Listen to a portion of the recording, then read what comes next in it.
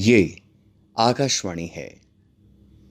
प्रस्तुत है शहीद बिरसा मुंडा के बलिदान पर केंद्रित विशेष रूपक धरती आबा बिरसा मुंडा का उलगुलान। आलेख श्री प्रकाश। प्रस्तुति आत्मेश्वर झा।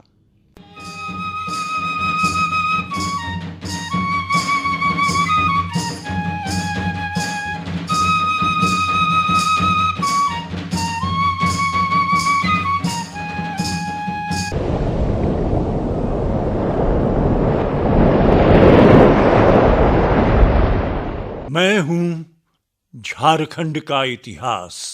अपने पृष्ठों में मैंने समेट रखी हैं संस्कृति की गाथाएं, परिवर्तन के दौर, शोषण से मुक्ति के संघर्ष की यादें और झारखंड के सपूतों की शहादत की कहानियां।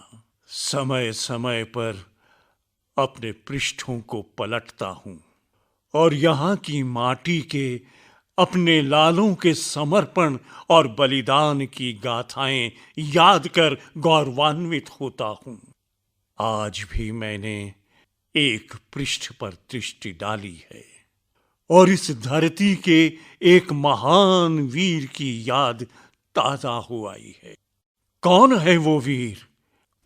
प्रणाम झारखंड के इतिहास। मैं हूं सुशील अंकन और मैं राजश्री।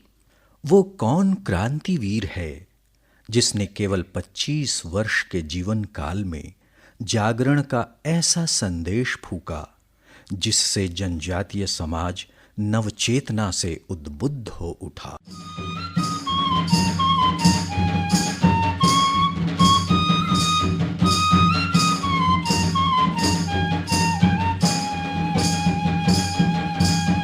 उन्नीसवीं सदी के उत्तरार्ध का वो कौन सा नायक है जिसने अपनी सोच और अपने ओज से तत्कालीन ब्रिटिश शासन की नींद उड़ा दी? वो कौन सा ऐसा झारखंडी जनजातीय व्यक्तित्व है जिसकी तस्वीर भारतीय संसद के सेंट्रल हॉल में शोभायमान है? वो है जनजातियों का महानायक, महान स्वतंत्रता सेनानी, धरती आबा, जनजातियों का भगवान बिरसा मुंडा। झारखंड के खूंटी जिले के उलीहातू में जन्मे इस युवा वीर और उसके विद्रोह की कहानी बेमिसाल है। बेमिसाल इसलिए क्योंकि ये कहानी 15 नवंबर 1875 से 9 जून सन 1900 यानी मात्र 25 बरस की है। ये हैं मेरे वो पृष्ठ जो गाते हैं बिरसा के बचपन की गाथा।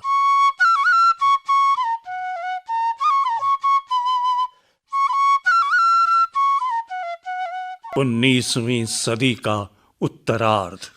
खूंटी क्षेत्र का मुंडा समाज रूढ़ियों और अंधविश्वासों से घिरा, भूमि के अपने अधिकार से वंचित, शोषण की चक्की में पिस रहा था।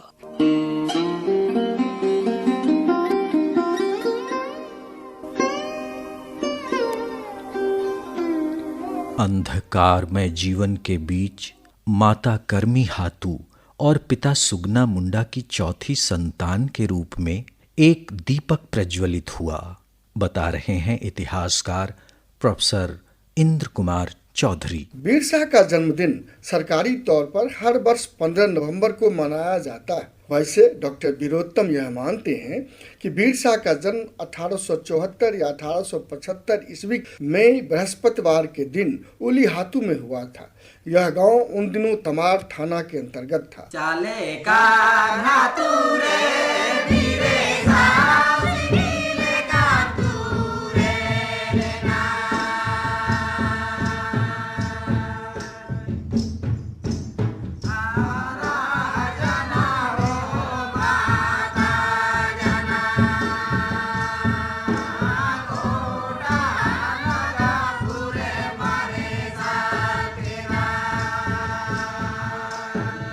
जनजातीय परंपरा के अनुसार बृहस्पतिवार को जन्म के कारण नाम पड़ा बिरसा।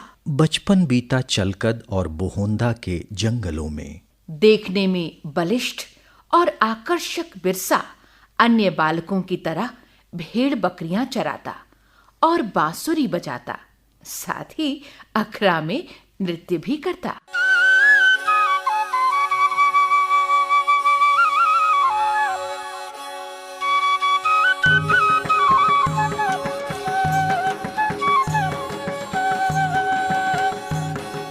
संभवतः ये बिरसा में छिपी विलक्षणता की सुगबुगाहट ही थी कि वो अपने मित्रों को कभी कभी आश्चर्यजनक बातें बताता। बिरसा की प्रारंभिक शिक्षा के बारे में बताते हुए प्रोफेसर चौधरी, 5 वर्ष की आयु में बिरसा को उसके पिता ने ननिहाल भेज दिया। वहीं बिरसा का पालन पोषण होने लगा। इसी समय एक जर्मन पादरी के संपर्क में आकर बिरसा ने निम्न प्राथमिक शिक्षा में उत्तीर्णता प्राप्त की। 1886 में बिरसा चाईबासा चले गए। चाईबासा में उन्होंने उच्च प्राथमिक स्तर की शिक्षा 1890 में पास की। कहते हैं कि मिशन स्कूल का वातावरण बिरसा को पसंद नहीं आया। वास्तव में मुंडाओं के अभाव और शोषण की कहानी बिरसा के जन्म के लगभग 1 सदी पूर्व से लिखी जा रही थी।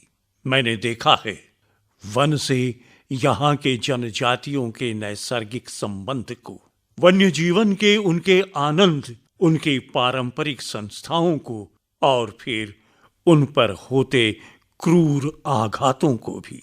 झारखंडवासी वन पुत्र हैं। वन उपज से जीवन यापन उनकी स्वाभाविक जीवन शैली है।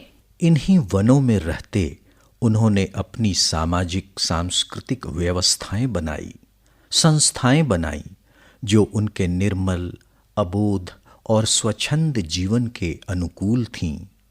इस तरह वन से उनका एक नैसर्गिक संबंध था और वन भूमि पर था उनका नैसर्गिक अधिकार। हर ओर से अत्यधिक मुनाफा कमाने की अंग्रेजों की नीति ने वन पर भी कुदृष्टि डाली और यहीं से आंदोलन की पृष्ठभूमि बनी, बता रहे हैं जनजातीय मामलों के विशेषज्ञ प्रोफेसर विश्वेश्वर प्रसाद केसरी। बिरसा मुंडा को समझने के लिए झारखंड का जो आधुनिक इतिहास है, पूरी पृष्ठभूमि को समझना चाहिए। वास्तव में मुगल काल तक लगभग, ये 1616 ईस्वी तक लगभग जो जहांगीर के समय था, ये इलाका बहुत शांत और सुखी इलाका था। यहाँ बहुत घना जंगल था, पहाड़ पर्वत था, आने जाने का रास्ता नहीं था। बहुत मुश्किल से ही कुछ लोग इधर आते जाते थे। तो जो लोग यहाँ थे उनकी अपनी व्यवस्था थी, अपनी सुख शांति थी।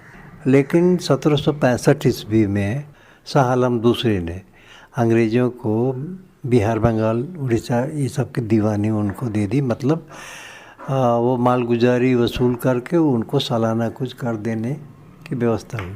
तो 1765 के बाद लगातार अंग्रेज़ों ने कोशिश की, पूरे बंगाल में तो कब्जा कर ही लिया था।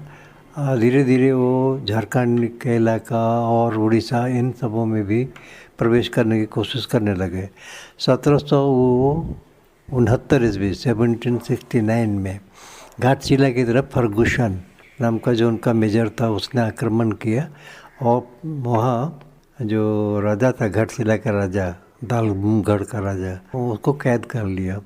इसी तरह से 1771 में कैप्टन कैमैक ने पलामू में, जो पलामू किला था, चेरो लोगों का था, वो कब्जा। याद रखना चाहिए कि उस समय छोटे छोटे राजा रजवाड़े ये लोग शासन अलग अलग करते थे और धीरे धीरे अंग्रेज़ों ने उनकी कमज़ोरी देखते हुए कब्जा कर लिया। अब 2-3 साल के अंदर पूरी व्यवस्था उनकी हो गई, वो कब्जा कर लिया और धीरे धीरे वे यहाँ से वो मालगुजारी वसूल करने की कोशिश की। 1 साला बंदोबस्त, 3 साला बंदोबस्त, 10 साला बंदोबस्त, ये सब हुआ था बहुत पहले। और अंत में 1793 ईस्वी में जमींदारी व्यवस्था है, परमानेंट सेटलमेंट जिसको बोलते हैं। तो उसमें था कि वो जो राजा रजवाड़ा थे और जो लोग थे उनको ज़मीन उनको सालाना ठेका में सनद दे करके कि तुमको साल में इतना पैसा देना है और तुम अपना वसूल करो। तो ये और नहीं दोगे तो जब नहीं देते थे तो वो राज्य, वो रैयत की ज़मीन, वो राजा की ज़मीन वो नीलाम कर दी जाती थी। और इस तरह से इस जगह के जो लोग थे, यहाँ मालगुजारी की कोई परंपरा नहीं थी, तो मालगुजारी देना नहीं जाने, कैश मनी भी नहीं था। तो यहाँ की ज़मीन नीलाम होने लगी। मानभूम का वहाँ जो पंचायत राजा था उसकी ज़मीन को बंगाल में केरा बाबू कोई थे, और फिर यहाँ तरह तरह से जुल्म, शोषण, अत्याचार, मालगुजारी वसूल करने के लिए तरह तरह होने लगा। तो ये पृष्ठभूमि थी जिसको लेकर के ये लगातार यहाँ के लोगों ने क्षोभ और आक्रोश व्यक्त किया। मुंडाओं में प्रचलित थी खुटकटी व्यवस्था। इसके अनुसार जो परिवार जितनी वन भूमि को कृषि योग्य बनाता, उस पर उसका और उसके वंशज का अधिकार होता। अंग्रेजों ने खुटकट्टी व्यवस्था का विघटन शुरू कर दिया। इस कारण मुंडा लोगों को भागकर दक्षिणी खूंटी और तमाड़ की पहाड़ियों के बीच बसना पड़ा। ये इलाका झारखंड के दक्षिणी भाग में पड़ता है। ये रोष छिटपुट विद्रोह बनकर प्रकट हो रहा था, जिसने 1831-32 में कोल विद्रोह का रूप ले लिया। मुंडा समाज के संचालन में प्रधान माने जाने वाले लोग सरदार कहलाते थे। 1857 के प्रथम स्वतंत्रता संग्राम के शेष होते होते सरदार आंदोलन ने राह पकड़ ली। ये सरदार अधिकार वापसी के प्रति जागरूक तो थे ही, मिशनरियों से भी इनका मोह भंग हो चुका था। जन आंदोलन सुलगता रहा और करीब 3 दशक बाद बिरसा मुंडा के रूप में इस आंदोलन को नया नेता मिल गया।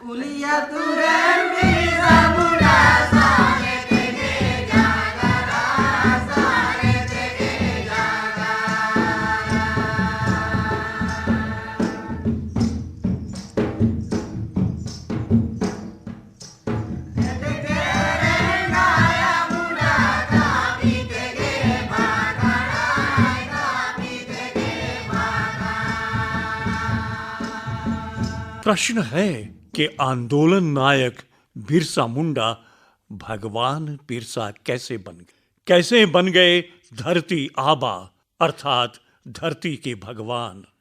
मेरे पृष्ठों में सिमटे विवरण इसे स्पष्ट करते हैं। दरअसल विद्रोही किशोर बिरसा के अंदर मौजूद था, एक चिंतक, एक सुधारक और एक अन्वेषी बिरसा के किशोर जीवन पर प्रकाश डालते हुए प्रोफेसर इंद्र कुमार चौधरी। बिरसा आंदोलन जनजातीय समाज में व्याप्त कुरीतियों के प्रति संवेदनशील था। समाज में व्याप्त गरीबी से वे चिंतित थे। बिरसा एक सुधारक के रूप में नजर आने लगे, धार्मिक सुधारक बन गए। मानव शास्त्री एस.सी. राय के विचार में बिरसा के साथ एक अभूतपूर्व घटना जुलाई 1895 में घटित हुई। उन पर बिजली गिर गई, बिरसा का रंग रूप बदल गया। बिरसा के मित्रों ने प्रचार किया कि बिरसा को भगवान का संदेश मिल गया। बिरसा के संदर्भ में doctor Kumar Suresh Singh, doctor Sajdanand, doctor S P. Sinha जैसे लेखकों ने तत्कालीन परिस्थितियों को तथा विभिन्न धर्मावलंबियों के संपर्क में आने की घटना को बिरसा के लिए प्रेरणादायी घटना माना है। समाज एवं धर्म के क्षेत्र में सुधार लाने के लिए कई महत्वपूर्ण विचार उन्होंने रखे। अनेक देवी देवताओं की उपासना करने की जगह केवल सिंह बोंगा की उपासना करने का आग्रह किया, अर्थात एकेश्वरवाद से वे प्रभावित हुए, क्योंकि संपूर्ण ब्रह्मांड का निर्माता सिंह बोंगा ही था। किशोर बिरसा ने ईसाई मिशन की सदस्यता छोड़ दी और वे आनंद पाड़ नाम के व्यक्ति के संपर्क में आए और उनके रामायण, महाभारत आदि कथाओं का प्रभाव उन पर पड़ा। इसी समय बिरसा वैष्णव साधु के संपर्क में भी आए और वैष्णव धर्म का भी उन पर गहरा प्रभाव पड़ा। एक ओर उन्होंने परंपरागत धार्मिक मूल्यों को पुनर्जीवित करने का प्रयास किया, तो दूसरी ओर बलि प्रथा, भूत प्रेतों पर विश्वास, जनजातियों द्वारा तैयार किए जाने वाले मद्य हड़िया और उसके सेवन के दुष्परिणाम आदि विषयों पर उपदेश देना शुरू कर दिया। बिरसा के अनुयायी कल्याण नाग कहते हैं, उस समय वो चलकर में रह रहे थे जहाँ उसका जन्म हुआ था, और अनजान आदमी लोग थे, तो जाते जाते सुबह सुबह पूछ रहे हैं कि अरे भाई हम लोग को इधर में एक नया भगत आया हुआ है, हमसे उससे मिलना है, कहाँ पर भेंट होगा। तो बोला कि क्या बात है, कैसे बात है। तो वो लोग बोला कि नहीं, हम लोग एक चावल ये लाए हैं, उसको थोड़ा दलिया लाए हैं, उसको थोड़ा दिखवाना है। तो तुरंत समझ गया बोलता कि ठीक है चलिए आप लोग को हम घर ले जाते हैं, हम दिखाते हैं क्या। जब घर गया तो अपना भेष बदला, जो नहाने का ही था उससे बदल करके बैठ गया। बोलता लाइए को उनके सामने एक भगवान नजर आया, ये हम लोग का मसीहा नजर आया कि चलो इसके नेतृत्व में हम लोग का जो ये आंदोलन है ये सफल होगा। इस प्रकार से, और क्योंकि कुछ कुछ ऐसा वो बात बोलते थे या तो कुछ कुछ ऐसा करते थे जिससे उनको लगता था कि अरे सच में इसमें कुछ ईश्वरी गुण है, ईश्वरी शक्ति है। अधिकारों की स्थापना के लिए संघर्षरत युवक के इस रूप ने शनय शनय जनजातियों के मन में श्रद्धा का रूप ले लिया, और बिरसा सिर्फ क्रांतिकारी वीर नहीं रहे, ईश्वर के दूत माने जाने लगे और बन गए बिरसा भगवान, यानी धरती आबा।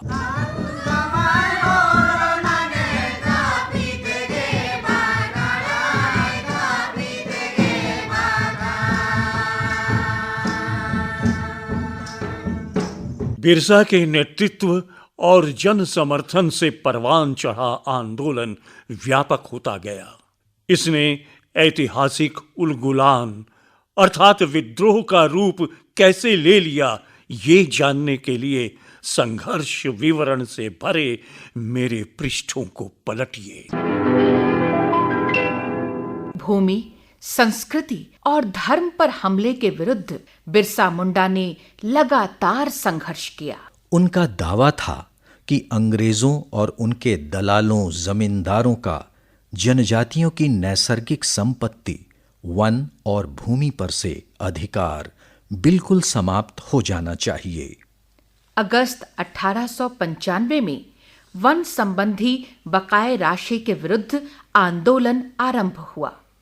नेतृत्व बिरसा के हाथ में था। बिरसा ने बकाये की राशि की माफी के विषय में अधिकारियों को समझाने की पहल की। अंग्रेजों ने बिरसा की मांग को ठुकरा दिया।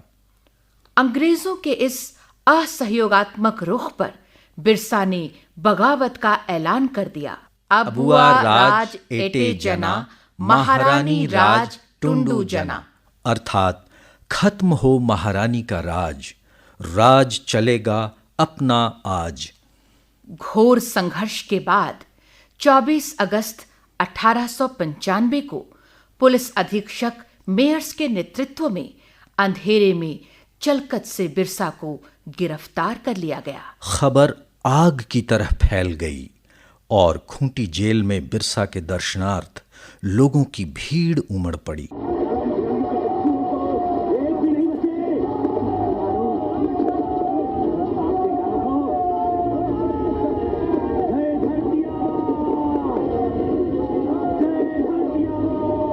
बिरसा को 2 साल के सश्रम कारावास की सजा हुई और उन्हें हजारीबाग जेल में रखा गया। 1897 में तत्कालीन बिहार के झारखंड क्षेत्र में भीषण अकाल पड़ा और महामारी फैल गई। अब तक बिरसा जेल से छूट चुके थे। बिरसा ने दिन रात लोगों की सेवा की, साथ ही धर्म के संबंध में उपदेश भी जारी रखा। लोगों से संपर्क बनता गया और लोग फिर से संगठित होने लगे। 18 फरवरी 1898 को ऐतिहासिक डोम्बारी बुरु अर्थात पहाड़ पर मुंडाओं की एक आम सभा में बिरसा ने आंदोलन की नई नीति की घोषणा की। बिरसा के नेतृत्व में कई बैठकें हुई और आज के खूंटी, लोहरदगा, पश्चिमी सिंहभूम और रांची जिले के बड़े इलाके में बिरसा ने आंदोलन की अलख जगा दी। इसी बीच रबी की फसल मारी गई। अकाल और महामारी का घाव अभी सूखा भी नहीं था कि ये दोहरी मार पड़ गई। किसानों ने हुकूमत के सामने रियायत की मांग रखी, पर उसे ठुकरा दिया गया। अब तो बिरसा के सामने करो या मरो की स्थिति आ गई।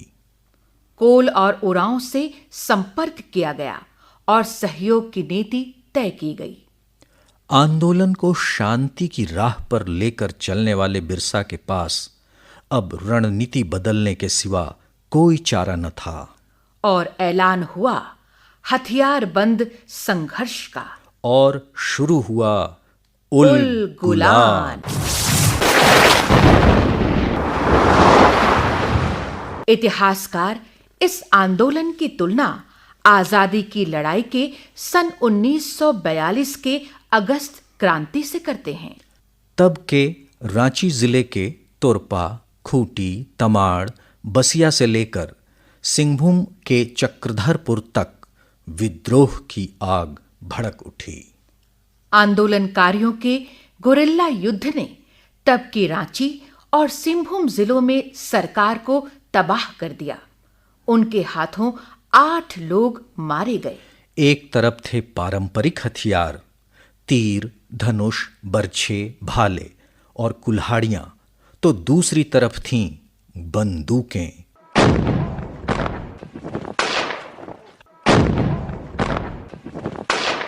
प्रोफेसर चौधरी बताते हैं, 9 जनवरी को स्ट्रीटफील्ड के नेतृत्व में ब्रिटिश सेना विद्रोहियों को दंडित करने का कार्य आरंभ किया। गोलियों की बौछार से 200 पुरुष, औरतें एवं बच्चे मारे गए। गया मुंडा की पत्नी माकी ने इस युद्ध में बड़ी वीरता दिखाई। अंततः आंदोलनकारियों की पराजय हुई। लगभग 300 लोग बंदी बना लिए गए। डोम्बारी पहाड़ के निकट सैल रकम में घटित उग्र आंदोलन को दबाने में अंग्रेज सफल रहे। कई आंदोलनकारी समर्पण करने के लिए बाध्य हुए, परंतु बिरसा अभी भी अंग्रेजी हुकूमत के लिए आतंक बने हुए थे। 8 जनवरी 1900 को डोम्बारी पहाड़ पर बिरसायतों के जत्थे को सेना ने घेर लिया। करीब 200 मुंडा मारे गए, जिनमें औरतें और बच्चे भी थे।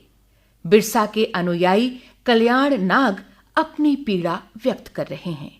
3 बार उनको बुला, जब वो लोग सामने आने के लिए तैयार नहीं हुआ तब वो फायरिंग का वो आदेश दिए। और फायरिंग का आदेश दिए तो अंधाधुंध लोग मरे, उसका कोई गिनती नहीं है। अभी तक वो बोलता है 400 मरे, कोई 200 मरे। लेकिन सबसे उसमें जो दर्दनाक था कि माताएं जो कि बच्चों को गोद में लिए हुए थे, उनका भी लाश गिरा वहाँ पर। और उसमें से एक माँ जो उसका लाश गिर गया और उसका जो बेटा था वो स्तन में दूध पी रहा था। जब स्ट्रीटफील्ड की पत्नी रोसे देखी दूरबीन से कि अभी लोग कहाँ पर किधर हैं, तब देखी कि एक बच्चा अपने मृत माँ का स्तन में दूध पी रहा है, तो उसका मन तो जगह और बोला कि नहीं, फायरिंग बंद होना चाहिए। बिरसा सिंहभूम जिले के जमकोपाई जंगल की ओर कूच कर गए। वे जगह बदलते रहते, गुप्त स्थानों पर प्रशिक्षण चलता और रणनीति तय होती। 3 फरवरी 1900 का वो काला दिन।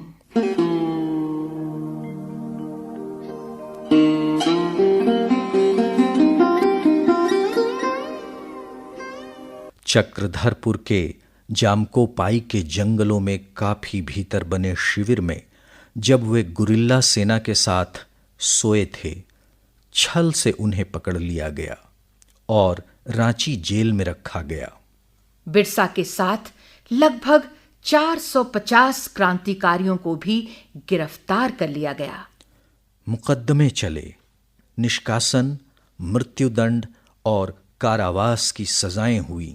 बिरसा के विश्वासी गया मुंडा और उनके पुत्र सांडरे मुंडा को फांसी की सजा हुई। मुकदमा चल ही रहा था कि रांची जेल, जहां बिरसा बंदी थे, के चिकित्सक ने खबर दी कि बिरसा को हैजा हो गया है। हालांकि हैजा फैलने की कोई खबर नहीं थी। अचानक 9 जून 1900 को रांची जेल में ही उनकी मृत्यु की खबर दी गई।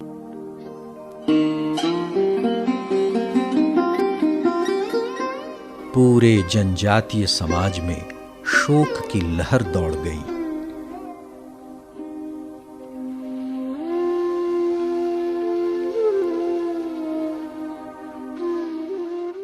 इसी आंदोलन का परिणाम था 1908 का छोटा नागपुर काश्तकारी अधिनियम, जिसके तहत जनजातियों की जमीन बाहरी लोगों को नहीं दी जा सकती है। बिरसा आज भी हमारे बीच हैं। आज समाज में उनका क्या स्थान है? प्रोफेसर केसरी के शब्दों में। इस तरह से इसकी जो गरिमा है, इसका महत्व है, और आज एक इंटरनेशनल रूप में है। और बिरसा तो एक मॉडल बन गया है विद्रोह का, मशाल का। बिरसा को अपना एक आदर्श पुरुष के रूप में देखते हैं। वो उसको मुक्ति मार्ग, मुक्तिदाता के रूप में देखते हैं। ये गर्व की ही बात है कि भारतीय सेना के बिहार रेजिमेंट के आक्रमण उद्घोषों में शामिल है बिरसा मुंडा की जय, बिरसा मुंडा की जय, बिरसा मुंडा की जय।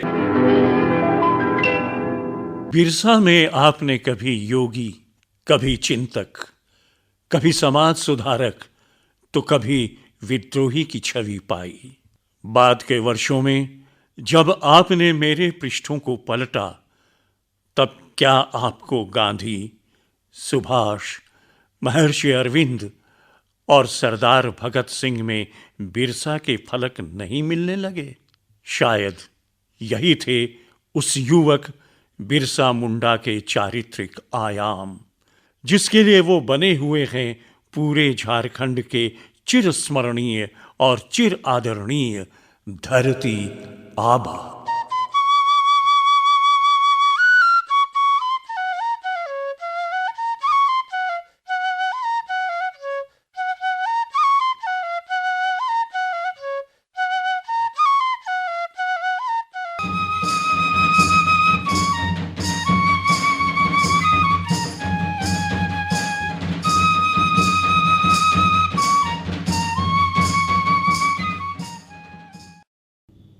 अभी आप सुन रहे थे शहीद बिरसा मुंडा के बलिदान पर विशेष रूपक धरती आबा बिरसा मुंडा का उलगुलान।